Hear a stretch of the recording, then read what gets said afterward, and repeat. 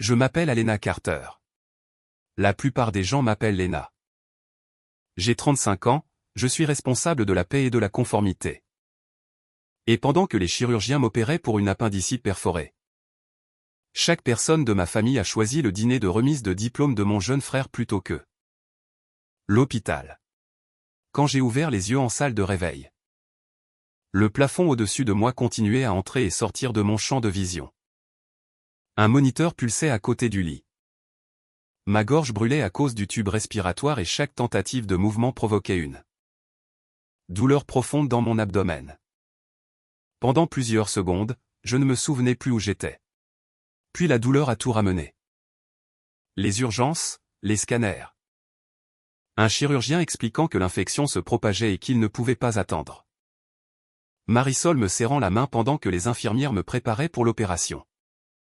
Et les messages que j'avais envoyés à ma famille avant qu'ils ne me prennent mon téléphone. J'ai lentement tourné la tête vers la chaise à côté du lit. Vide. Pas de manteau accroché au dossier. Pas de fleurs sur le rebord de la fenêtre. Aucune voix familière demandant si j'avais besoin de quelque chose. Marisol avait été là. Son sac restait sous la chaise. Et une infirmière m'a dit qu'elle était sortie dans le couloir pour parler au chirurgien. Mais Marisol était mon amie.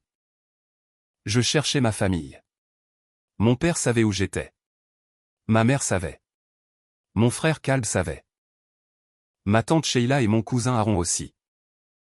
Marisol leur avait envoyé l'adresse de l'hôpital et confirmé que j'étais emmené en chirurgie d'urgence. Chacun d'eux avait lu le message. Aucun d'eux n'est venu. Ils étaient tous allés au dîner de remise de diplôme de Calb à la place. Je me suis dit qu'il devait y avoir une explication. Peut-être qu'ils prévoyaient de venir après le dîner. Peut-être que l'opération s'était terminée plus tôt que prévu. Peut-être que les médicaments brouillaient mon sens du temps. Ces excuses semblaient faibles. Mais je m'y accrochais parce que l'alternative faisait plus mal que l'incision sous ma blouse. Une infirmière m'a rendu mes affaires dans un sac plastique transparent. Mon téléphone était au fond, sous mes vêtements pliés. Mes mains tremblaient tellement que j'ai failli le faire tomber en entrant le code. L'écran s'est allumé. Pendant une seconde stupéfaite, j'ai pensé que ma famille avait enfin réalisé ce qu'elle avait fait. Il y avait des appels manqués de chacun des 5. 29 de mon père, 24 de ma mère, 21 de Calb, 13 de tante Sheila, 7 d'Aaron, 94 appels manqués. Ils avaient appelé tellement de fois que les notifications couvraient tout l'écran. Certains appels étaient arrivés à seulement quelques secondes d'intervalle. Mon père s'arrêtait, ma mère commençait, puis Calb, puis ma tante. Cela ressemblait moins à 5 personnes essayant de me joindre qu'à une alarme coordonnée. Ma première réaction n'était pas la colère. C'était la peur. Était-il arrivé quelque chose au dîner? Calb avait-il été blessé? L'un de mes parents s'était-il effondré? Y avait-il eu un accident pendant que j'étais inconsciente? J'ai cherché dans les notifications une explication. Sous le journal des appels se trouvait un texto de mon père, « Appelle-nous. C'est urgent. » C'était tout. Aucune question sur l'opération. Aucune demande de nouvelles. Aucune indication qu'il se souciait de savoir si j'avais survécu. Juste un ordre d'appeler parce que quelque chose était soudain devenu urgent pour eux. J'ai fixé ces mots jusqu'à ce qu'ils se brouillent. Pendant que j'étais allongé sur une table d'opération. Personne dans ma famille n'avait considéré mon urgence assez importante pour manquer un dîner. Mais maintenant j'avais 94 appels. Quoi qu'il se soit passé, ils croyaient que j'étais la seule personne qui pouvait arranger ça. Et malgré tout, mon pouce planait encore au-dessus du numéro de mon père. Avant de vous dire pourquoi ils appelaient et ce que ce message urgent a finalement révélé. Abonnez-vous à la chaîne, activez la cloche de notification et likez la vidéo. Si les actions de quelqu'un vous ont déjà forcé à reconsidérer ce que la loyauté familiale signifie. Vraiment? Vous comprendrez pourquoi la décision que j'ai prise ensuite a changé toutes mes relations. Mais pour comprendre pourquoi je me sentais encore responsable de les aider depuis un lit d'hôpital. Je dois vous ramener en arrière. Avant l'opération, avant le dîner de remise de diplôme de Calb. Avant que 94 appels manqués n'illuminent mon téléphone. Bien avant cette nuit-là. J'étais devenu la personne que ma famille contactait chaque fois que quelque chose se cassait. Qu'une facture arrivait ou que quelqu'un avait besoin d'être sauvé. J'étais la fille fiable. Et pendant des années, j'ai confondu ce rôle avec l'amour. Être fiable avait commencé si tôt que je ne me souvenais pas que quelqu'un m'ait demandé si je voulais ce travail. Si quelque chose se cassait chez mes parents, ils m'appelaient. Si une facture arrivait qu'ils n'avaient pas prévue, ils m'appelaient. Si Cal manquait une échéance, avait besoin de papier rempli ou manquait d'argent. D'une manière ou d'une autre le problème voyageait dans la famille jusqu'à atteindre mon téléphone. Mon père appelait ça la maturité. Ma mère appelait ça la générosité. Calb appelait généralement ça une faveur. J'appelais ça être une bonne fille. Au travail, je gérais la paix et la conformité pour une entreprise de construction commerciale. Mon travail exigeait que je remarque les incohérences. Que j'exige une documentation et que je n'accepte jamais un chiffre non étayé simplement parce que quelqu'un semblait confiant. À la maison, j'acceptais presque tout ce que mon père me disait. Robert Carter avait passé la majeure partie de sa vie à gérer un service d'entretien automobile. Il croyait que chaque famille avait besoin d'une personne dont les décisions pesaient plus lourd que celles de tous les autres.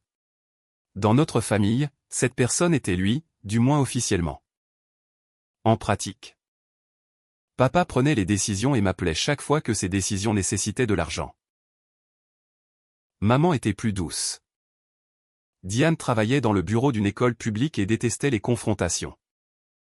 Elle pouvait calmer un parent en colère, rassurer un élève effrayé et apaiser un conflit avant que quiconque n'élève la voix. Au sein de notre famille, elle utilisait ce même talent pour éviter la responsabilité. Ton père ne le pensait pas comme ça. Calb est sous beaucoup de pression. Est-ce qu'on peut s'il te plaît avoir une fête paisible? Ces phrases avaient mis fin à plus de désaccords que les excuses ne l'avaient jamais fait. Calb avait 11 ans de moins que moi et avait toujours été traité comme le chef-d'œuvre inachevé de la famille. Il était charmant, ambitieux. Et toujours à une opportunité de devenir la personne que tout le monde insistait qu'il était destiné à être. Son diplôme en marketing avait pris 6 ans. Il avait changé de filière, répété des cours et abandonné plusieurs emplois à temps partiel quand ils interféraient avec l'école. Chaque revers recevait une nouvelle explication. Il n'était pas irresponsable. Il trouvait sa direction. Il n'était pas dépendant. Il se concentrait sur son avenir. Quand je travaillais 2 emplois tout en finissant l'école, papa disait que la lutte forgeait le caractère. Quand Cal luttait, la famille supprimait les obstacles. Tante Sheila renforçait cette différence. Elle possédait un salon et traitait la réputation familiale comme une autre entreprise qu'elle gérait. Selon elle, tout ce qui était douloureux pouvait rester respectable si personne en dehors de la famille ne l'apprenait. Sa fille Aaron était différente. Aaron était conseillère scolaire, réfléchie et généralement gentille. Mais elle avait appris à survivre à tante Sheila en restant silencieuse. Ce silence finirait par compter. 14 mois avant mon opération. La chaudière chez mes parents est tombée en panne pendant une période de froid. Papa n'avait pas assez de crédit disponible pour la remplacer. Et maman avait peur que les tuyaux gèlent. J'ai ouvert un compte de crédit secondaire et ajouté mes parents comme utilisateurs autorisés. Avant de donner la carte à papa, j'ai écrit les conditions dans notre chat de famille. La réparation de la chaudière était approuvée. Après ça, le compte était réservé aux urgences vérifiées uniquement. Pas d'achats ordinaires, pas de prêt de la carte à quelqu'un d'autre. Papa a répondu qu'il comprenait. Maman a envoyé un emoji cœur et m'a remercié. La chaudière a été réparée en 3 jours. J'aurais dû fermer le compte à ce moment-là. Au lieu de cela, papa m'a persuadé de le laisser actif. Et si quelque chose d'autre arrive à la maison, a-t-il demandé. C'est mieux d'avoir une option d'urgence que de paniquer plus tard. Cela semblait raisonnable. La confiance fait souvent ça avant que quelqu'un ne l'exploite. Au cours des mois suivants, le solde a commencé à augmenter. Chaque fois que je le questionnais, papa mentionnait des réparations ménagères. Maman promettait de trouver des reçus. Je gardais le compte en paiement automatique parce que je refusais de laisser mon crédit souffrir. Pendant qu'il s'organisait. Au travail, j'aurais exigé des preuves immédiatement. Avec ma famille, j'ai choisi la paix. Je ne savais pas que Calb avait photographié les informations de la carte. Je ne savais pas que mes parents l'avaient autorisé à l'utiliser. Je ne savais pas qu'ils avaient commencé à traiter le compte d'urgence comme un fonds familial privé, qui appartenait à tout le monde sauf à la personne légalement responsable. Au moment où la remise de diplôme est arrivée, le diplôme de Calb était devenu une victoire familiale. Papa avait réservé une salle privée dans un restaurant chic du centre-ville d'Ashford. Tante Sheila avait invité des proches. Maman coordonnait les photos et les décorations. Calb parlait du dîner comme s'il s'agissait du début formel de sa vie adulte. Je prévoyais d'y assister. Le matin du dîner, je me suis réveillé avec une douleur vive du côté droit de l'abdomen. J'ai blâmé quelque chose que j'avais mangé et suis allé au travail. À midi, la douleur s'était propagée. Marisol m'a trouvé agrippant le bord de mon bureau tout en faisant semblant de revoir un rapport de paix. Tu es grise, a-t-elle dit. Je vais bien. Tu tiens à peine debout. J'ai le dîner de Calb ce soir. Marisol m'a regardé un long moment. Tu as besoin d'un hôpital. J'ai essayé d'argumenter, mais la vague de douleur suivante m'a plié sur le bureau. Marisol m'a conduite à l'hôpital Ashford Memorial. Le service des urgences a bougé plus vite que je ne m'y attendais. Les analyses de sang ont conduit à des imageries. Les imageries ont amené un chirurgien dans la chambre. Mon appendice avait perforé. L'infection se propageait dans mon abdomen et attendre augmentait le risque de septicémie. Nous devons opérer maintenant, m'a dit le chirurgien. Je me souviens d'avoir regardé Marisol et d'avoir pensé au dîner. Même alors, une partie de moi s'inquiétait de décevoir ma famille. J'ai ouvert le chat de groupe avec papa, maman, Calb, tante Sheila et Aaron. Je leur ai dit que j'étais à Ashford Memorial. Je leur ai dit que mon appendice avait perforé et que les chirurgiens préparaient une salle d'opération. Marisol a ajouté l'adresse de l'hôpital et confirmé que l'opération ne pouvait pas être retardée. Les reçus de lecture sont apparus les uns après les autres. Papa a appelé en premier. Que s'est-il passé? A-t-il demandé. J'ai expliqué ce que le chirurgien m'avait dit. Il y a eu une pause. Tu es déjà avec les médecins? Oui. Et Marisol est là. Elle l'est? Mais je vais entrer en chirurgie. Le dîner commence bientôt, a-t-il dit. Les gens sont déjà en route. J'ai attendu qu'il termine sa pensée. Il ne l'a pas fait. Papa. J'ai peur. Sa voix s'est adoucie. Mais sa décision n'a pas changé. Tu es dans l'endroit le plus sûr possible. Il n'y a rien que nous puissions faire que les médecins ne font pas déjà. Est-ce que maman peut venir? Elle coordonne le dîner. Nous viendrons tous après. Maman a appelé ensuite. Elle semblait inquiète. Elle semblait aussi distraite. J'entendais du mouvement autour d'elle pendant qu'elle se préparait à partir. Elle m'a dit qu'elle m'aimait. Elle m'a rappelé que Marisol était là. Puis elle a dit que Calb serait dévasté si toute la célébration tombait à l'eau après tout ce que la famille avait investi dans sa remise de diplôme. Calb a envoyé un message au lieu d'appeler.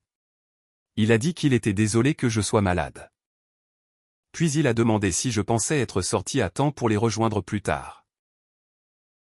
Tante Sheila a dit que l'hôpital avait du personnel formé et que la famille ne pouvait pas aider en restant dans une salle d'attente. Aaron n'a rien dit. Chacun d'eux avait compris. Chacun d'eux est quand même allé au dîner. Marisol se tenait à côté du lit pendant qu'une infirmière préparait ma perfusion. Je reste. Tu n'as pas à le faire. Je sais que cette réponse est restée avec moi. Elle n'était pas là parce que j'avais payé une facture pour elle. Elle n'attendait pas que je résolve quelque chose.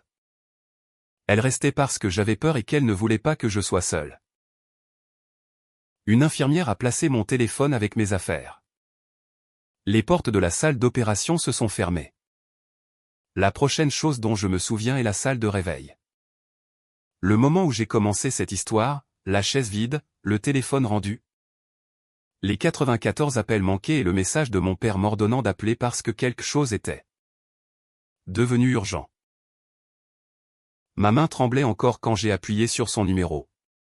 Il a répondu immédiatement. Enfin, de la musique et des voix remplissaient le fond sonore. Il était encore au restaurant. Papa. Que s'est-il passé? Qu'est-ce qui se passe avec ta carte? J'ai pensé que les médicaments m'avaient fait mal comprendre. Quelle carte? La carte d'urgence. Le restaurant a essayé de traiter le paiement final et il a été refusé. Maintenant ils disent que le compte est gelé. J'ai baissé les yeux vers le bracelet d'hôpital autour de mon bras. Je viens juste de sortir de chirurgie. Nous savons. Nous sommes contents que tu ailles bien. Mais tout le monde attend et le gérant du restaurant a besoin que ça soit réglé. Il a dit qu'il était content que j'aille bien sans demander si c'était vraiment le cas. Pourquoi utilisez-vous le compte d'urgence pour le dîner de Calb? C'était le moyen le plus facile de tout garder ensemble. Tu peux questionner ça plus tard. Pour l'instant, appelle la banque et confirme le paiement. La peur qui m'avait fait rappeler s'est durcie en quelque chose de plus froid. Est-ce que vous m'avez tous appelé parce que la carte a été refusée? Nous avons appelé parce que c'est urgent. Non. Mon opération était urgente. Léna, ne transforme pas ça en autre chose. Nous pouvons discuter de l'hôpital après avoir réglé la facture. J'entendais Cal parler quelque part près de lui. La voix de tante Sheila coupait le bruit du restaurant. Quelqu'un a demandé si j'avais déjà tout arrangé. Est-ce que l'un de vous vient ici? Ai-je demandé. Après que nous ayons réglé ça. Cette réponse m'a tout dit que les appels manqués n'avaient pas dit. Je n'autorise rien. Papa a baissé la voix. Ne fais pas ça ce soir. Je ne fais rien ce soir. Je suis allongé dans une salle de réveil. Si le paiement ne passe pas, la remise de diplôme de ton frère se terminera dans l'humiliation. Mon opération n'a pas interrompu sa célébration. Sa célébration interrompt mon rétablissement. J'ai mis fin à l'appel. Maman a appelé avant que je puisse poser le téléphone. S'il te plaît, ne raccroche pas, a-t-elle dit. Tu es allé au dîner. Nous pensions que tu étais en sécurité. Vous saviez que j'avais une chirurgie d'urgence. Et Marisol était là. Nous ne t'abandonnions pas. Alors pourquoi personne n'a appelé jusqu'à ce que la carte arrête de fonctionner? Maman est devenue silencieuse. Derrière elle, j'entendais papa dire à quelqu'un d'essayer un autre moyen de paiement. Nous pouvons parler de tout ça demain, a-t-elle dit. Pour l'instant, s'il te plaît, confirme le paiement. Non. Les gens regardent. J'étais seul. Léna. J'ai mis fin à cet appel aussi.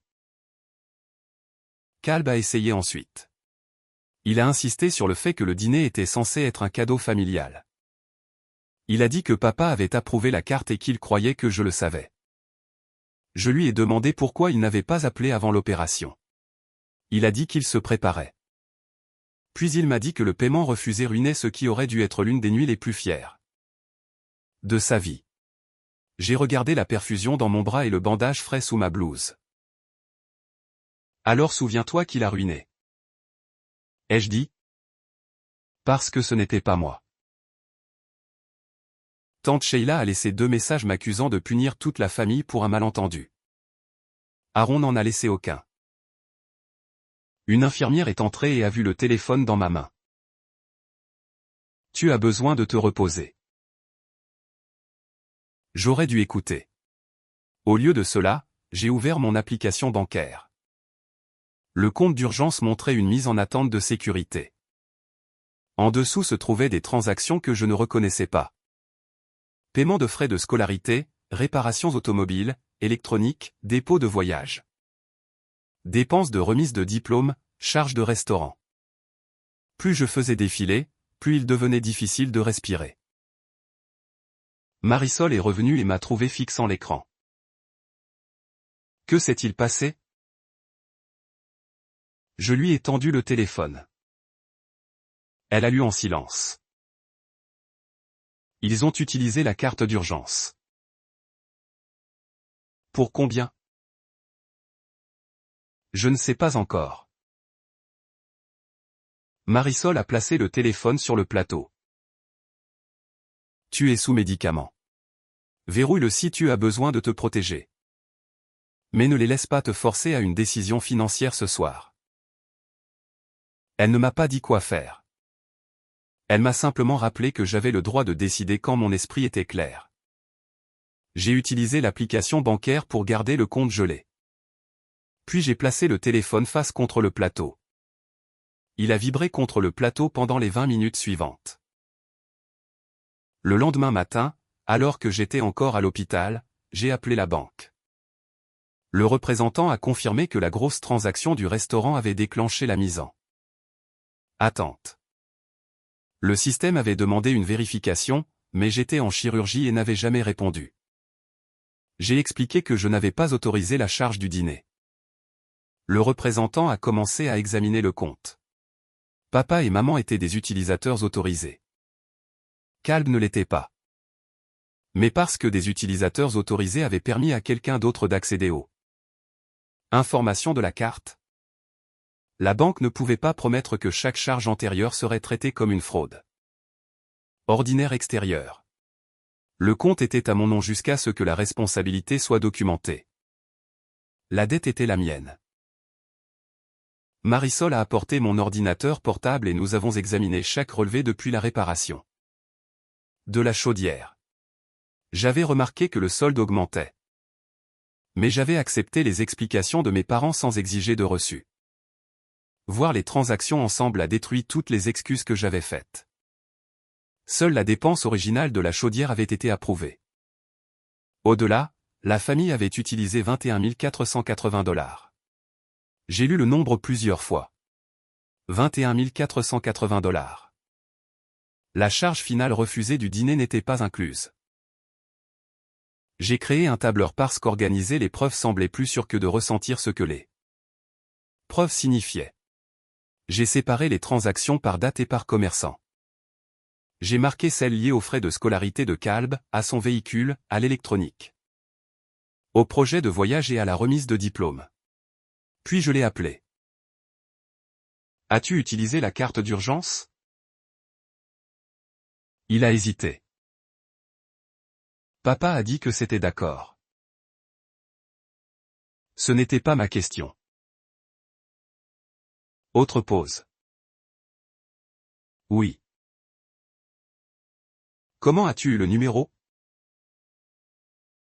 J'ai pris une photo quand j'étais chez maman et papa. Tu as volé les informations de la carte. Je l'ai empruntée. Tu as copié une carte de crédit qui n'était pas la tienne. J'avais l'intention de rembourser après avoir eu un vrai travail. Combien as-tu remboursé? Il n'a pas répondu. Est-ce que maman savait? Elle savait pour une partie. Et papa? Papa est celui qui a dit qu'on pouvait l'utiliser. La trahison a changé. Jusqu'à ce moment, une partie de moi voulait que Calb soit le seul responsable.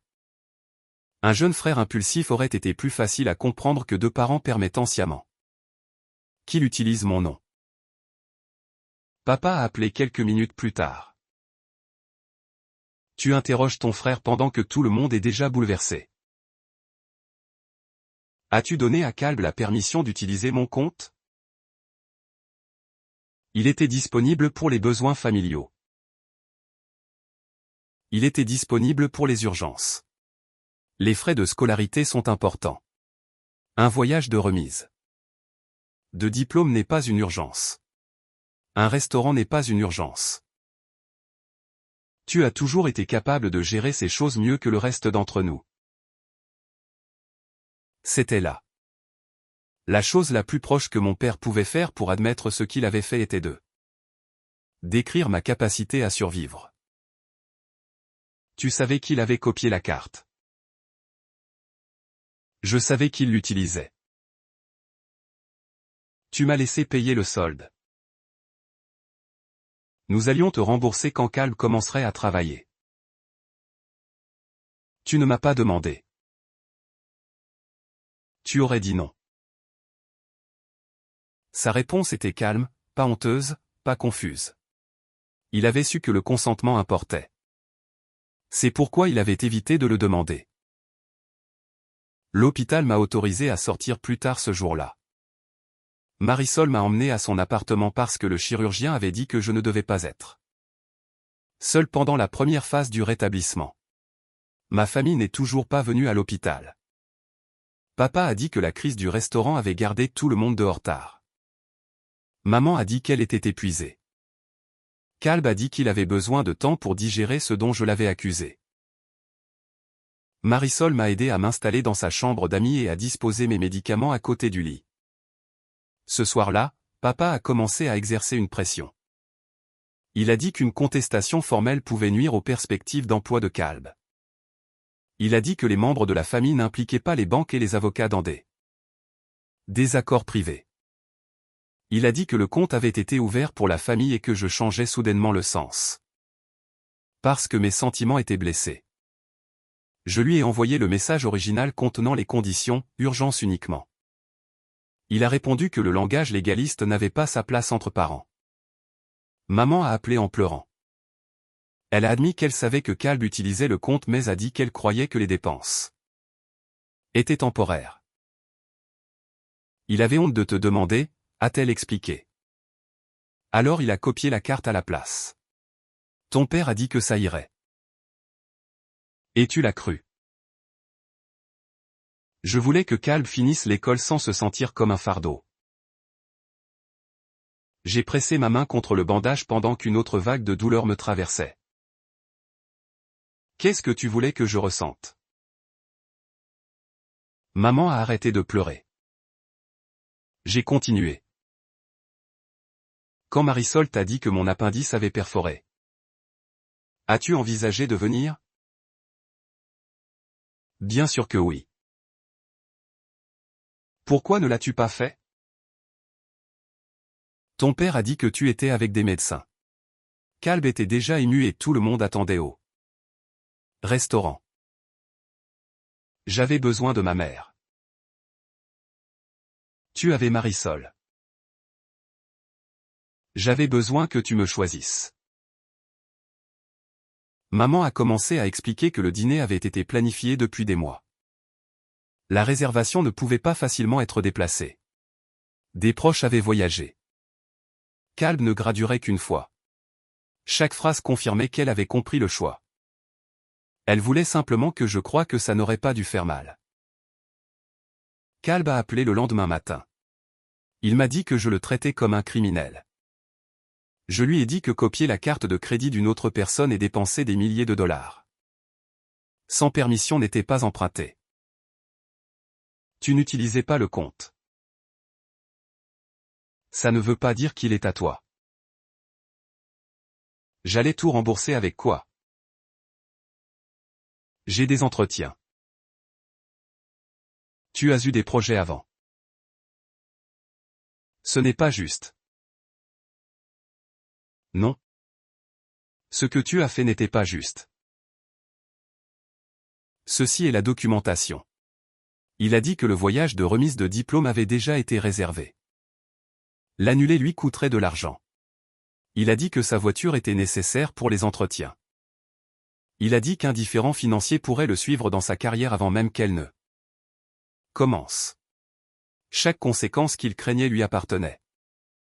Pourtant il décrivait chacune comme quelque chose que je faisais. Les messages de tante Sheila sont arrivés ensuite. Elle m'a averti que des proches demandaient déjà pourquoi le dîner était devenu chaotique. Elle m'a accusé d'humilier papa et de ternir la réussite de Kalb. Tu ne détruis pas une famille pour de l'argent? A-t-elle dit. J'ai écouté le message 2 fois. Puis j'ai répondu par écrit. Une famille qui ne survit que lorsqu'une personne paie pour tout le monde est déjà brisée. Elle a répondu que j'étais dramatique.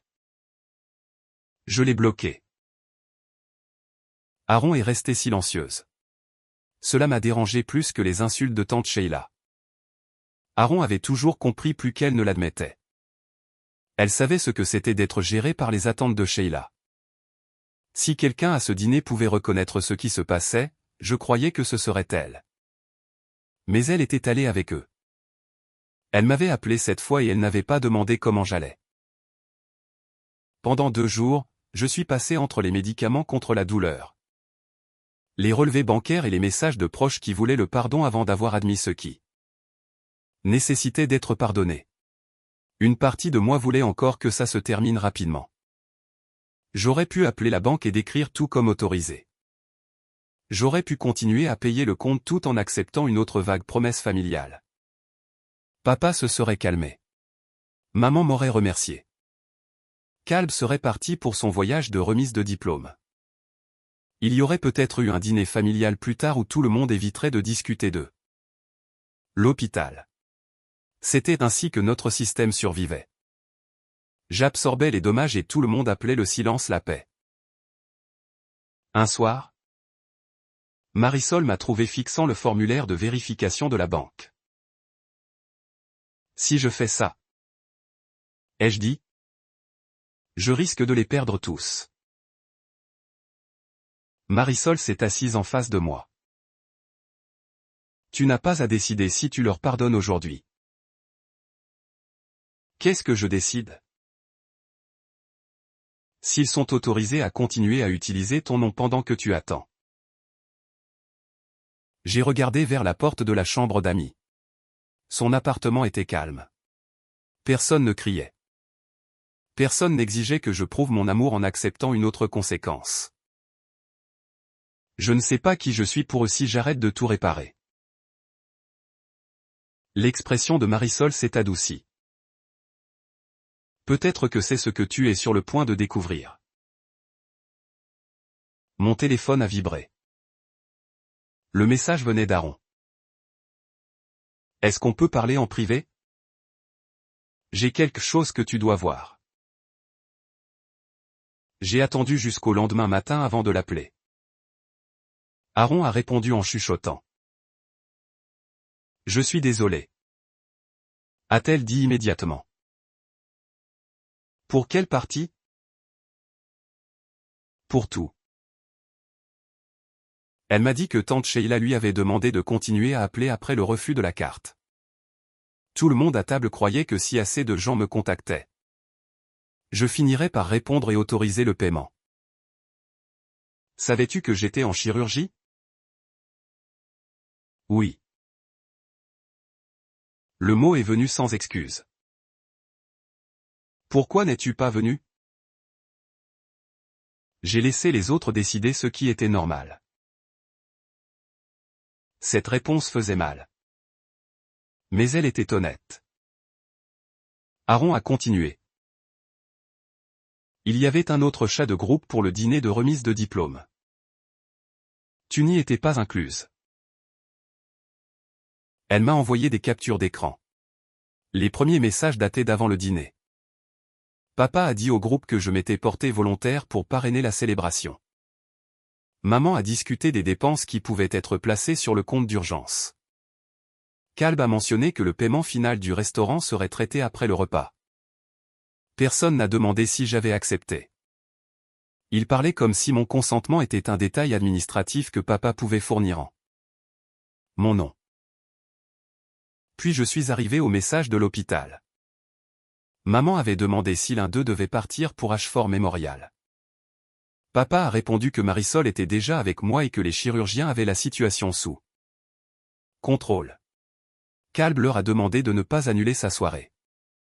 Tante Sheila a dit qu'il pouvait rendre visite après la célébration et que Calb ne devait pas se sentir coupable d'une maladie qu'il n'avait pas causée. Aaron avait répondu avec un pouce levé. Ma gorge s'est serrée quand je l'ai vu. J'ai honte de ça, a-t-elle dit. Je savais que ça semblait mal, et j'ai choisi la réponse la plus facile. Les captures d'écran montraient les reçus de lecture sous l'avertissement de Marisol que mon appendice avait perforé et que l'opération était immédiate. Il n'y avait eu aucune confusion, aucun message manqué, aucune croyance que j'exagérais. Ils avaient compris le danger, en avaient discuté et avaient collectivement choisi le dîner. Après le refus de la carte par le restaurant, une autre séquence a commencé. Papa a dit à tout le monde que j'étais en rétablissement et que je m'en occuperais. Maman a demandé au groupe de continuer à appeler. Tante Sheila a assigné des proches pour essayer à répétition. Pas un seul message n'a demandé si l'opération avait réussi. Aaron m'a envoyé les dernières captures d'écran. Elle montrait papa instruisant Calb d'utiliser le compte d'urgence parce que j'étais peu susceptible d'objecter une fois les dépenses déjà engagées. Cela a supprimé la dernière incertitude. Papa n'avait pas mal compris notre accord. Il avait calculé autour. Aaron m'a dit qu'elle fournirait les captures d'écran à la banque ou à un avocat si nécessaire. Je sais que ça ne compense pas le fait de ne pas être venu. Ça ne le fait pas. Je comprends.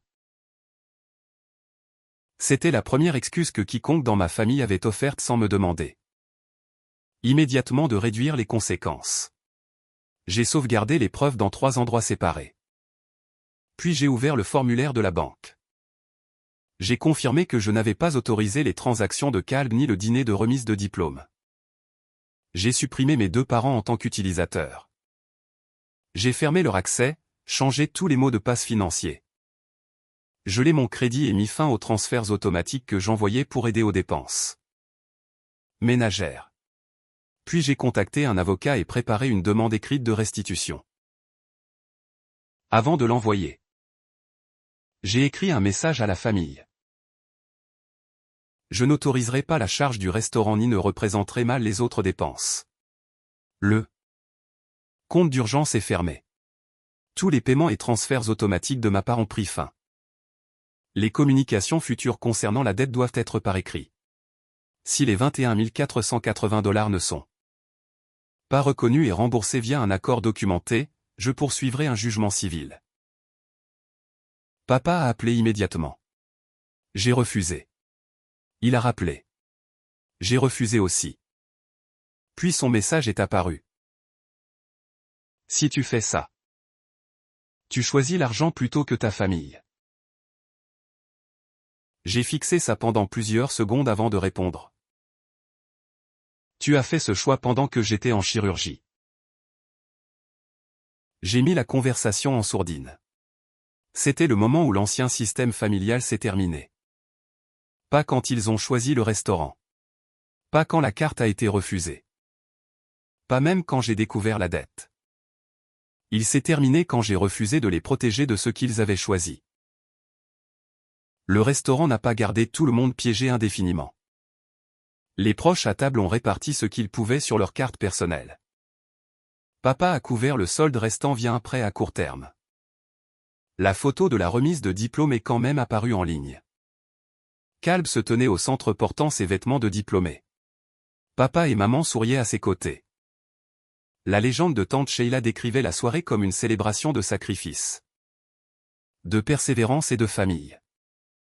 Personne en regardant cette photo n'aurait su que j'étais en chirurgie pendant qu'elle était prise.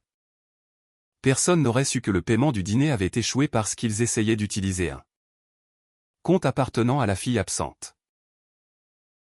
Cette photo avait autrefois représenté le genre de famille que je voulais que nous soyons. Après les captures d'écran d'Aaron, elle représentait l'image qu'ils avaient protégée au lieu de moi. L'enquête de la banque a pris du temps. Parce que mes parents avaient été des utilisateurs autorisés et avaient facilité l'accès de Kalb. Le compte n'a pas simplement disparu parce que j'avais dit la vérité. J'ai continué à protéger mon crédit pendant que mon avocat documentait les transactions et les admissions écrites. Papa a d'abord refusé de signer quoi que ce soit. Il insistait sur le fait que les promesses familiales devraient suffire. Mon avocat l'a informé que l'alternative était une réclamation civile soutenue par des déclarations, des messages et les preuves d'Aaron. La promesse est devenue écrite peu après. Kalb et mes parents sont entrés dans un arrangement de remboursement formel couvrant les dépenses non urgentes. Kalb a annulé son voyage de remise de diplôme. Il a vendu sa voiture et a appliqué une partie des procédés à la dette. Puis il a accepté un poste de marketing débutant à Ashford au lieu d'attendre l'opportunité plus impressionnante qu'il croyait mériter. Son premier paiement est arrivé sans demande de pardon. Un court message l'accompagnait. Je sais que ça ne répare pas ce que j'ai fait. J'ai cru cette phrase plus que toutes les promesses qu'il avait faites avant. Mais la croyance n'était pas la confiance. Je n'ai pas restauré notre relation. Je ne l'ai pas rassuré que tout finirait par revenir à la normale. Il avait passé des années à être protégé de l'écart entre le regret et la réparation. Cette fois, il devrait le traverser lui-même. Papa a effectué les paiements requis mais n'a jamais offert d'excuses complètes. Il continuait à décrire la situation comme un différend financier que j'avais escaladé. Dans sa version, ses intentions importaient plus que mon consentement. Et ma capacité à survivre à la dette réduisait la gravité du fait de la prendre. Notre contact s'est terminé. Le perdre faisait mal, même si maintenir la relation avait aussi fait mal. J'ai pleuré le père que j'avais voulu. Celui qui aurait entendu que sa fille avait besoin d'une chirurgie d'urgence et serait arrivé avant qu'elle ne demande 2 fois. Ce père n'avait jamais existé en dehors de mes attentes. Tante Sheila a tenté de recruter des proches étendus dans le différend.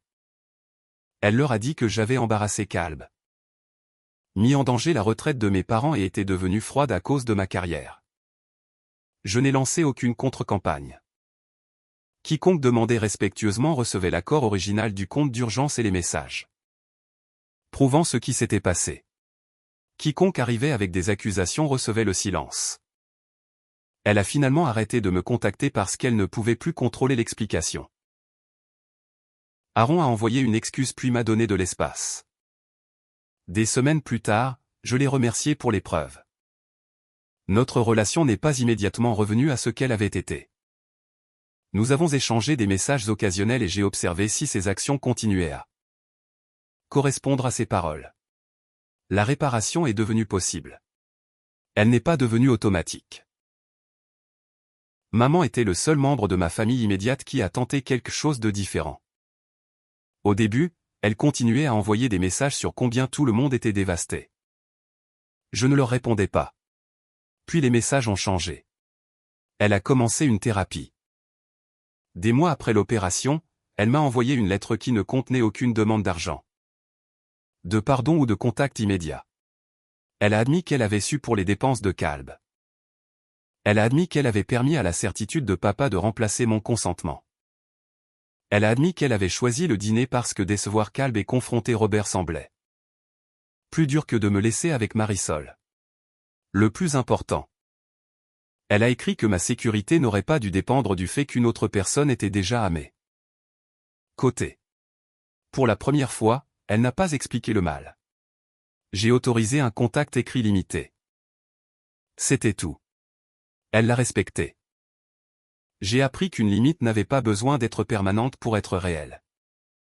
Elle n'avait besoin de rester en place que jusqu'à ce que le comportement de l'autre côté change. Mon rétablissement physique a pris des semaines. L'incision a guéri avant l'épuisement. Il y avait des matins où rester debout assez longtemps pour faire le petit déjeuner semblait être un travail. Marisol n'a jamais traité mon rétablissement comme un inconvénient. Elle m'a conduite au rendez-vous de suivi. A laissé des repas à portée de main et est retournée à sa propre vie sans me faire sentir redevable. Pourquoi que ce soit. Quand je l'ai remerciée pour tout, elle a eu l'air confuse. Tu aurais fait la même chose pour moi. Elle avait raison. La différence était que Marisol n'utiliserait jamais cette vérité comme permission de prendre de moi. À mon dernier rendez-vous de suivi, la réceptionniste m'a donné un formulaire pour mettre à jour mes dossiers. La section contact d'urgence contenait encore le nom de mon père, Robert Carter. Pendant des années, j'avais cru que choisir quelqu'un comme contact d'urgence en faisait la personne qui viendrait. L'hôpital m'avait appris le contraire. J'ai barré son nom.